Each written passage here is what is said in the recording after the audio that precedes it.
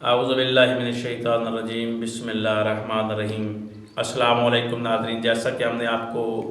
کسی ویڈیو میں یہ بھی عرض کی تھی کہ ہم انشاءاللہ مسائل پر بھی گفتگو کریں گے۔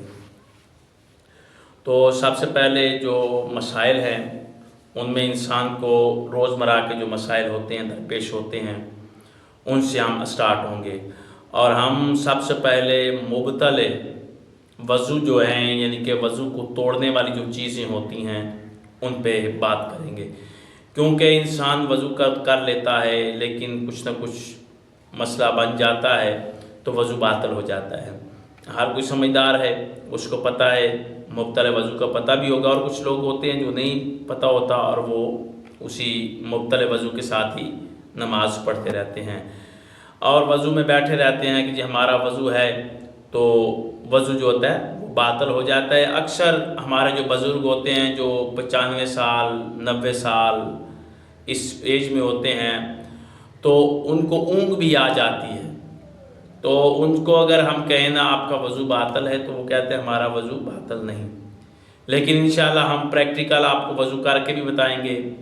انشاءاللہ ہر مسائل پر گفتگو بھی ہوگی اور اس میں پریکٹیکل بھی کیے جائے گا تاکہ ہم آپ تک یہ پہنچا سکیں۔ آج جو میں آپ کو بتانے جا رہا ہوں وہ ہے مبتلا وضو، مبتلات وضو، وضو کو توڑنے والی چیزیں وہ چند ہیں۔ سب سے پہلے ہے پیشاب۔ اگر کوئی بھی آپ کو پیشاب آ چکا ہے یا قطرہ کوئی گرا ہے، آپ کو ہو گیا ہے کہ یہ پیشاب کا قطرہ ہے، تو اس سے وضو آپ کا باطل ہو جائے گا۔ دوسرا، مرد کے لیے جو مشکوک رطوبت، مرد کے لیے جو مشکوک رطوبت پیشاب کے بعد اور استبراء سے پہلے خارج ہوتی ہے، یعنی کہ آپ استبراء جب کرنے لگے ہیں نماز کے لیے، وضو کرنا ہے تو آپ طہارت کرنے کے لیے اٹھے ہیں اور آپ نے استبراء کیا ہے، تو استبراء سے پہلے جو بھی رطوبت خارج ہوگی، مشکوک رطوبت، ٹھیک ہے، پیشاب کے بعد اور استبراء سے پہلے وہ پیشاب کا ہی حکم رکھے گی، ٹھیک ہے۔ اس کے بعد دوسرا ہے پاخانہ، یعنی کہ پاخانہ بھی جو ہے وہ بھی وضو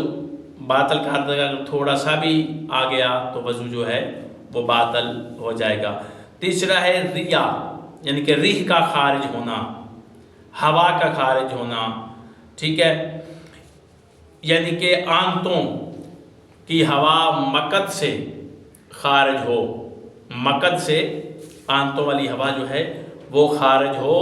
معدے اور آنتوں سے وہ ہوا جو ہے مقد کی طرف سے خارج ہو، اس سے وضو جو ہوتا ہے وہ باطل ہو جاتا ہے۔ نمبر 4 نیند ہے، اور نیند ایسی نیند جو آنکھوں اور کانوں پر غالب آ جائے، یعنی کہ آنکھوں سے انسان دیکھ نہ سکے اور کانوں سے کوئی آواز اس کو آئے نہیں، سن نہ سکے، ایسی نیند، تو اس سے بھی وضو جو ہے وہ باطل ہو جائے گا۔ آقا علی حسینی سستانی صاحب اللہ ان کی زندگی دراز کرے، ان کے یہ مسائل ہیں وہ ان سے میں بتا رہا ہوں، یعنی کہ اس سے بھی آپ کی یعنی کہ وضو جو ہے وہ باطل ہو جائے گا۔ 5واں، ایسی حالت جس میں عقل زائل ہو جائے، مثلا شراب وغیرہ آپ نے پی تو عقل زائل ہو گیا، کوئی دیوانگی یا نشہ کی حالت میں یا بے ہوشی کی حالت میں، یعنی کہ ایسی چیز جس سے آپ کی عقل زائل ہو جائے، پتہ نہ چلے کون ہے کون نہیں، تو اس سے بھی وضو باطل ہے۔ نمبر 6 آ جاتا ہے عورتوں کا استحاضہ، جس کا ذکر انشاءاللہ ہم آپ کے بعد میں کریں گے۔ اس کے بعد آ جاتا ہے نمبر 7 پہ جنابت، غسل جنابت، یعنی کہ جنابت کس طرح واجب ہوتا ہے؟ جب منی خارج ہونے کے بعد نکلتی ہے، جو منی کے خارج ہونے کے بعد نکلتی ہیں، اور ودی جو پیشاب کے بعد نکلتی ہے،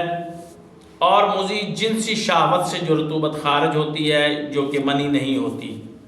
کہ خارج ہونے سے وضو باطل نہیں ہوتا۔ اب منی سے آپ کا وضو جو ہے وہ باطل ہو جائے گا، جب جنابت آپ پر تب واجب ہوگی جب آپ کی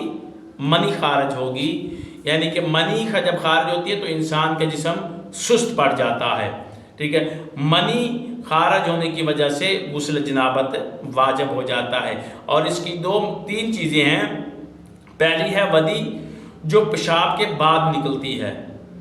اور دوسری ہے مزید، یعنی کہ جو